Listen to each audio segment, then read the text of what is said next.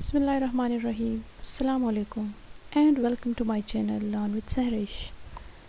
So आज हम एक न्यू टॉपिक के बारे में स्टडी करेंगे which is atomic number and mass number, जो कि दिखने में तो बहुत सिमिलर नज़र आ रहे हैं लेकिन हकीकत में दोनों ही बहुत डिफरेंट है एक दूसरे से। और एटॉमिक नंबर और मास नंबर को समझने के लिए सबसे पहले आप लोग को एलिमेंट और एटम को समझना है। अगर आप लोग को उसके बारे में नहीं पता तो आप लोग मेरे चैनल पे जाके एलिमेंट और एटम वाला वीडियो देख सकते हो, क्योंकि उसके बगैर आप लोग को ये वाली वीडियो क्लियर नहीं होगी। So let's start the video which is atomic number. Atomic number basically क्या होता है। सपोज़ हमारे पास दो एलिमेंट्स है, तो वो दो एलिमेंट्स जो होते हैं, जैसे कि फॉर एग्ज़ाम्पल मैं यहाँ पर लिख लेती हूँ हाइड्रोजन और हीलियम, और इसका एटॉमिक नंबर है 1 और हीलियम का एटॉमिक नंबर है 2। तो ये दोनों जो एक दूसरे से डिफरेंट है, तो ये किस चीज़ के बेस पे डिफरेंट है? नंबर ऑफ प्रोटॉन्स के बेस पे जो कि उसके एटम में प्रेजेंट होते हैं। ठीक है, जैसे कि मैंने पहले वाली वीडियो है जो है उसमें भी आप लोगों को बताया था कि प्रोटॉन्स जो होते हैं तो वो कहाँ पर प्रेजेंट होते हैं? न्यूक्लियस में प्रेजेंट होते हैं। ठीक है, न्यूक्लियस में प्रोटॉन और न्यूट्रॉन प्रेजेंट होते हैं। तो सपोज़ ये हाइड्रोजन है, तो हाइड्रोजन में ये कितने नंबर ऑफ प्रोटॉन्स होंगे? 1 होगा। ठीक है, और हीलियम है तो हीलियम में नंबर ऑफ प्रोटॉन्स 2 होंगे। तो ये दोनों एक दूसरे से नंबर ऑफ प्रोटॉन्स के बेस पे एक दूसरे से डिफरेंट है। कोई भी दो एलिमेंट जो है उसमें कभी भी नंबर ऑफ प्रोटॉन्स जो है वो सेम नहीं हो सकते। क्लियर? अच्छा, तो अब पीरियोडिक टेबल में सारे जो एलिमेंट्स अरेंज किए गए हैं तो उसको नंबर ऑफ प्रोटॉन्स के बेस पर अरेंज कर दिया गया है। ठीक है, और उस नंबर ऑफ प्रोटॉन्स को एटॉमिक नंबर भी कहते हैं। प्रोटॉन को एटॉमिक नंबर भी कहते हैं, जिसको डिनोट करते हैं Z से। एटॉमिक नंबर को डिनोट किया जाता है Z से। अच्छा, एटॉमिक नंबर किस चीज़ के बराबर है? नंबर ऑफ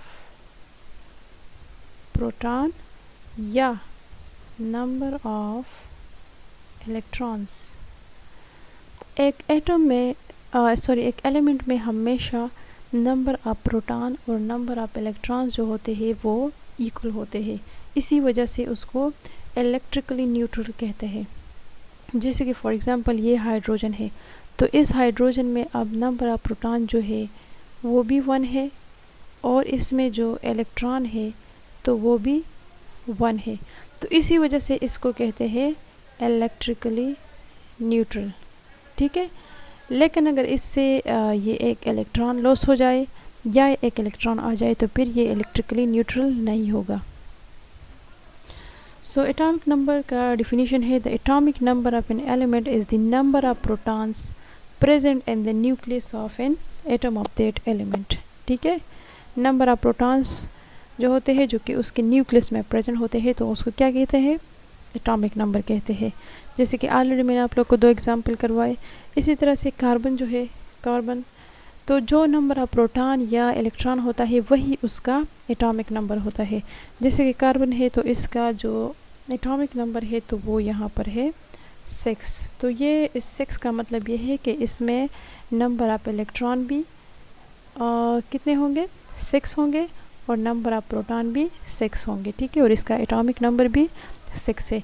इसी तरह से जो ऑक्सीजन है तो इसका एटॉमिक नंबर क्या है? 8 है। तो इसमें मतलब ये है कि 8 इलेक्ट्रॉन प्रेजेंट है और 8 प्रोटॉन प्रेजेंट है। अच्छा, ये तो था एटॉमिक नंबर के बारे में कि एटॉमिक नंबर क्या होता है। Now let's move toward the mass number, कि मास नंबर क्या होता है। अच्छा, mass number, it is also called nucleon number. इसको न्यूक्लियन नंबर भी कहते हैं हम। अच्छा, न्यूक्लियन नंबर इसको इसलिए कहते हैं क्योंकि जो प्रोटॉन और न्यूट्रॉन होते हैं तो वो प्रेजेंट होते हैं न्यूक्लियस में, और इलेक्ट्रॉन जो होता है तो वो कहाँ पर प्रेजेंट होता है? तो वो शेल में प्रेजेंट होता है। सपोज़ ये न्यूक्लियस है एक एटम का, तो यहाँ पर न्यूक्लियस में प्रोटॉन और न्यूट्रॉन प्रेजेंट होता है और शेल में प्रेजेंट होते हैं इलेक्ट्रॉन्स। ठीक है, अच्छा, तो एक एटम की जो मास होती है, ठीक है, तो वो किस वजह से होगी, तो वो उसके न्यूक्लियस की वजह से होगी, जो कि उसमें प्रेजेंट होते हैं नंबर न्यूट्रॉन और प्रोटॉन।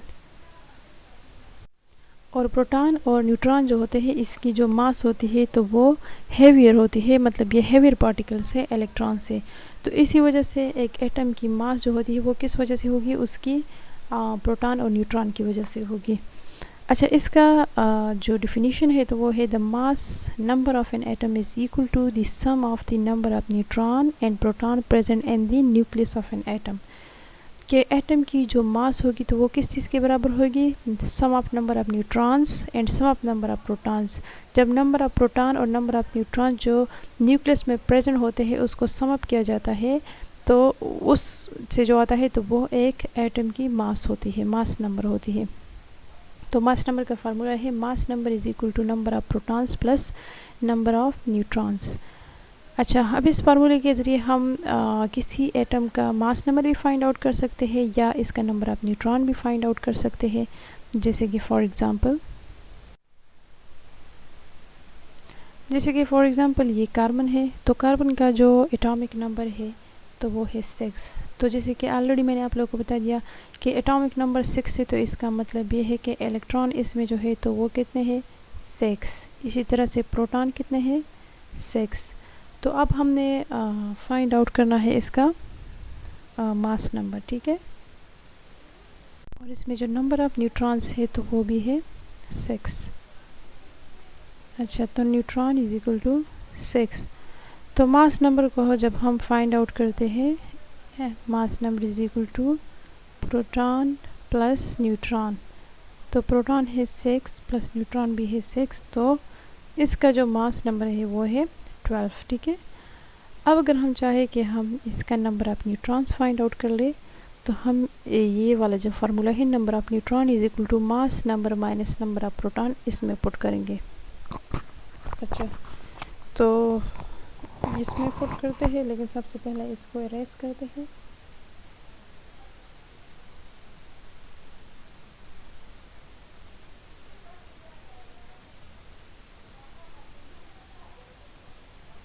अच्छा, तो चलो फार्मूला में पुट करते हैं number of neutrons is equal to, तो मास नंबर क्या है, मास नंबर यहाँ पर है 12 माइनस नंबर ऑफ प्रोटॉन्स कितने हैं, 6। तो 12 माइनस 6 इज इक्वल टू 6। तो मतलब ये है कि नंबर ऑफ न्यूट्रॉन्स जो है तो वो है 6 इसमें। तो इसी तरह से हम फाइंड करते हैं कि मास नंबर एक एटम का कितना है और नंबर ऑफ न्यूट्रॉन इसमें कितने हैं, या नंबर ऑफ प्रोटॉन इलेक्ट्रॉन, सारी चीज़ें इस तरह से फाइंड आउट करते हैं, ठीक है। अच्छा, चलो नेक्स्ट एग्जांपल करते हैं इसके बाद, विच इज़ ऑक्सीजन।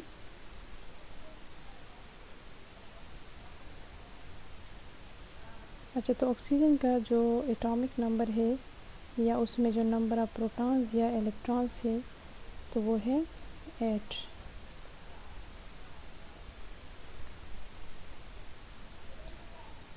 तो ऑक्सीजन का एटॉमिक नंबर है 8, तो मतलब ये है इसमें इलेक्ट्रॉन्स होंगे 8, इसी तरह से इसमें प्रोटॉन होंगे 8 और नंबर ऑफ न्यूट्रॉन भी होंगे 8। तो mass number is equal to proton plus neutron, ठीक है। तो प्रोटॉन है 8 प्लस न्यूट्रॉन है 8, ठीक है। तो टोटल कितने हो गए, 16। तो इसका मतलब ये है कि ऑक्सीजन का जो मास नंबर होता है तो वो होता है 16। अगर हम नंबर ऑफ न्यूट्रॉन को फाइंड आउट कर लें तो फार्मूला है मास नंबर माइनस प्रोटॉन्स, ठीक है। मास नंबर से प्रोटॉन को माइनस करना है, तो मास नंबर है 16 माइनस प्रोटॉन है 8, तो ये हो जाएगा 8। तो इसी तरह से फाइंड आउट करते हैं। अच्छा, तो पीरियोडिक टेबल में इस तरह से एलिमेंट्स लिखे होते हैं, मैं आप लोग को दिखाती हूँ।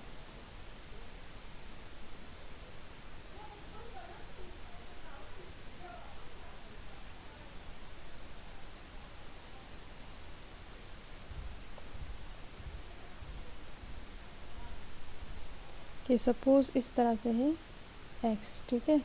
तो मास नंबर यहाँ ऊपर लिखा होता है उसका, ठीक है, और इसकी जो एटॉमिक नंबर होती है वो यहाँ पर लिखी होती है।